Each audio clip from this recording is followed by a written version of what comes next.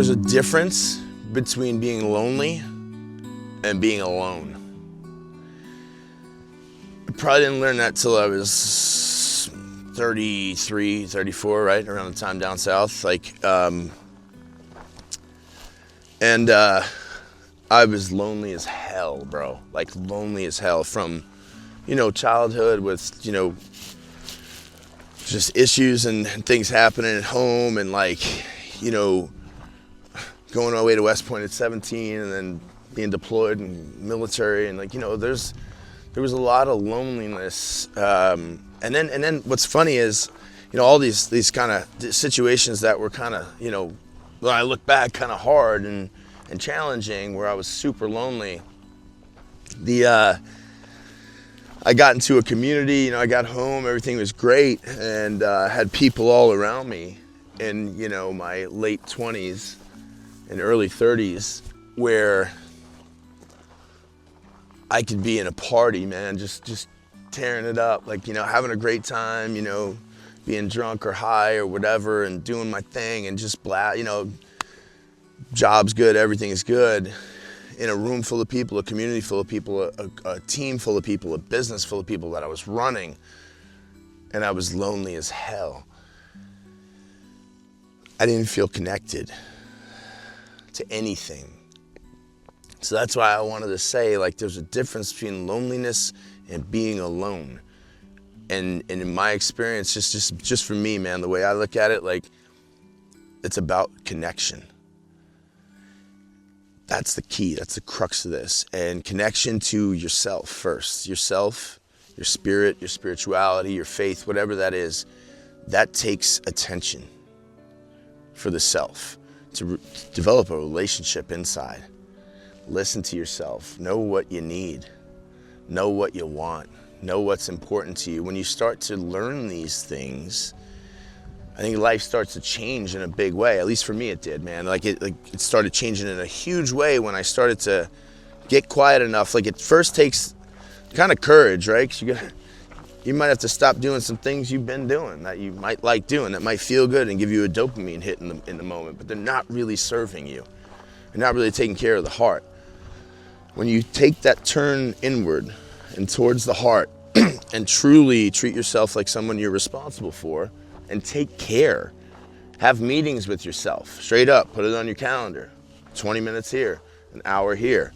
Make that time to get quiet. And there's tons of things you can do, like journaling and meditation and, all kinds of exercises and things we talk about another time that you can do to get in touch with yourself, to fill your tank, to hear your inner voice, to get quiet. And I think the more you do that, you start to hear something. You start to hear your truth. Whatever that is, as wacky and weird as it is, there's a place for you. There's a place for all of us. Are we committed and courageous enough on this journey we call life? It's about courage. It's about stepping up and following that heart and following what you need and stepping up for yourself, because nobody's going to do it for you. You might have great friends, great family, great support, great money, great everything. We see it all over the place. If you're not standing on your own 2 feet and caring for yourself and standing up and taking responsibility for this little human that we have, our spirit is kind of riding around in this meat suit. We got to take care of this thing. This thing has needs and it has wants and it has a mission here and there's something to do. And we feel that only when we get quiet enough and let go of things and start a practice and start embodying the fact that we care about ourselves, whether it's working out, meditating, eating a little better, just treating ourselves a little bit better, giving ourselves some attention, love, and care, not all the destructive behaviors that make us feel good for a day or an hour or a week, right? Those are great too, but that's not something to escape with. There's been times here and there where I'm like, oh man, and you feel a little down and you feel sad. But when you sit and investigate, what is this loneliness? What is this sadness? What is this depression? What is it coming from? I really miss this person and I miss the way they make me feel. And that's okay. And hey, that's beautiful. And then kind of look at the other side of that shadow. Why do I miss them? I miss them because I've had all these wonderful hours and days and time with them and they light my heart up. Lots of hours and days and time with them. They're away for 3 days, man. can you let this breathe?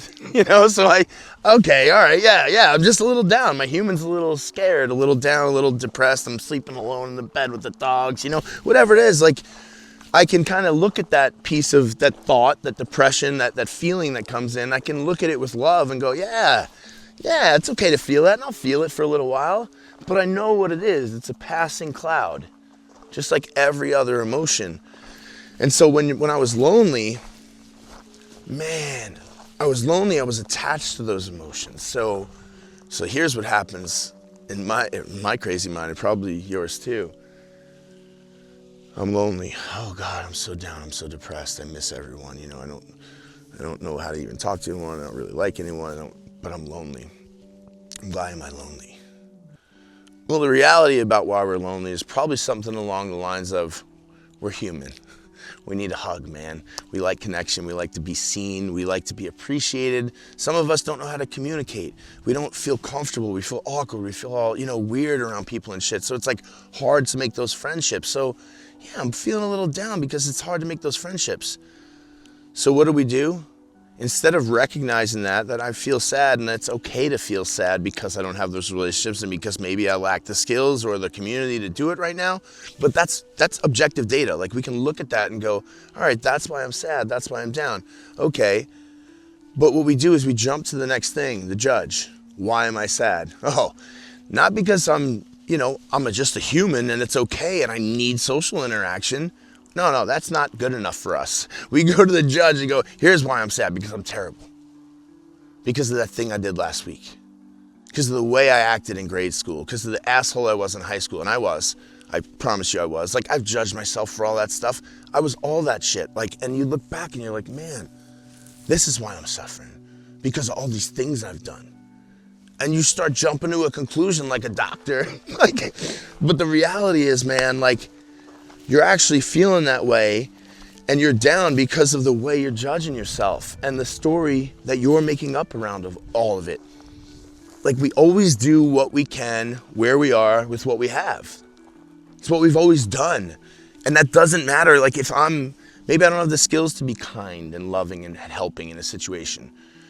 Maybe I have the skills, but I don't have the emotional capacity to be loving, and I'm still a dick, and I use my power for swiping someone with a sword and dominating, right? Like, I haven't developed emotionally yet. That's okay too. Like, everyone's like, oh, you're a bad person, you do this, you do that, we cancel you. No, man, we're just developing. And I know behavior's unexcusable and we have to govern in certain ways. I get all that. Like, I get laws and I get all that. Like, I'm not some anarchist, but I'm saying save the world. But I'm saying, we can find a little bit of that forgiveness in ourselves. And we can find a little bit of that place, for ourselves and others to kind of, give them a little bit of room and know that we did what we could at the time with what we had, emotionally, skillfully, how much going inside and hearing our truth means. It's everything. It's truly, truly everything.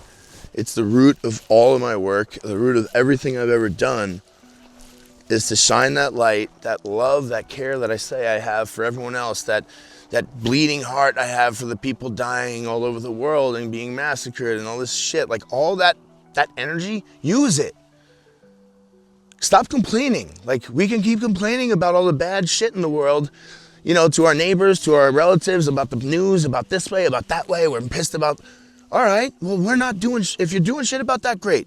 Do the shit, do whatever you do to support the effort that you're trying to help people. But if you're not, and if we're just sitting around talking, what about the 3 feet around us? What about the people you see every day?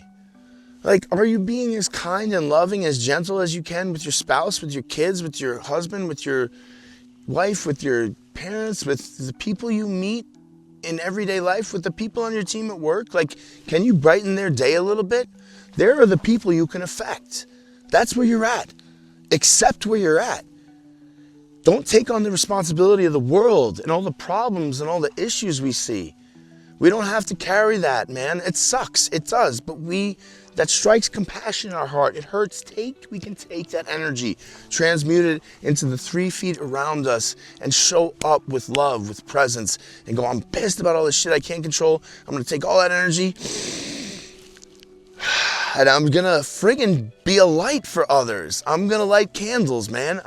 Even when it's raining, when business is down, when revenue sucks, I'm not out there getting slayed and dying. I'm not dying of famine. I'm not being abused. I'm in a good place now. Holy shit, do something. Do it right here. We don't have to keep this and arguing about what we should or shouldn't do. Just get out and act, baby. Because I meet everyone from every spectrum of every political and every socioeconomic place. I promise you, in all of my days, I'm all over the place with people. And there's a common denominator. We can all make change by the way we act, the way we show up for any other human, animal, situation, whatever.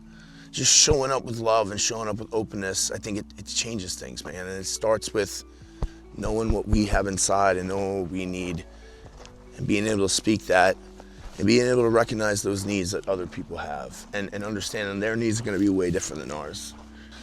Everything was so bad, it was so hard on me, or I'm such a terrible person, I did all these horrible things. All this is all about the past. So now you're trying to mess with a book that's already written.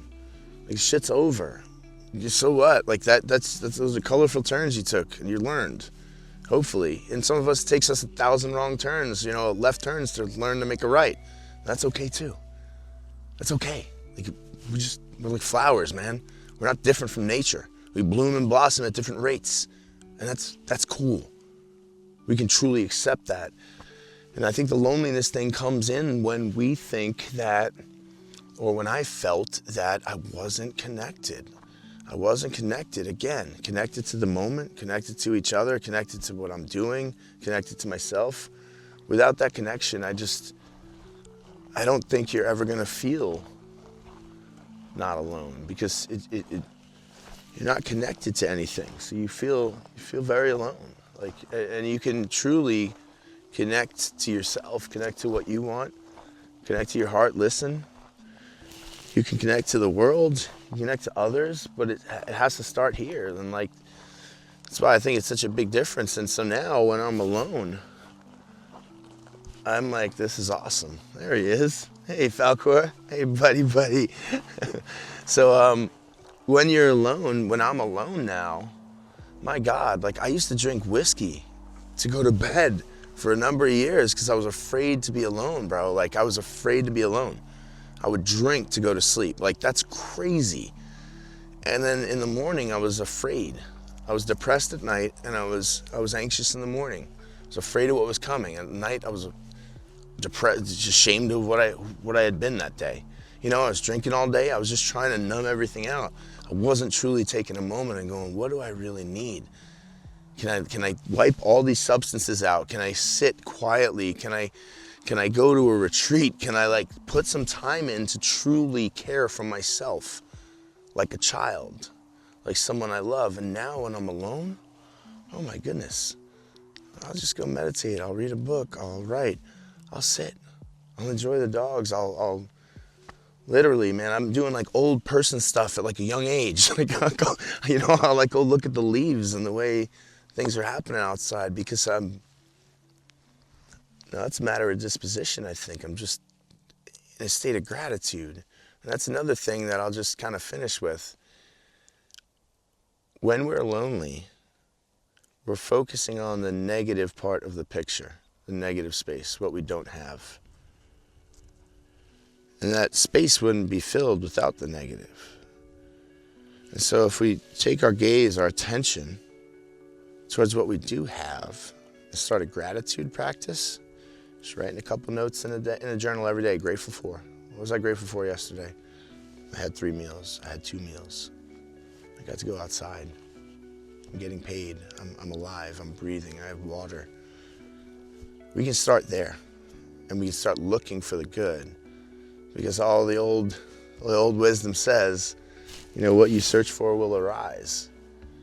And so we take our gaze from the negative and what we lack, and we take our gaze towards what we have, whatever that is, whatever it is, it's what we have right now. Thank you, more please. What I have is what I want. What I have is what I want.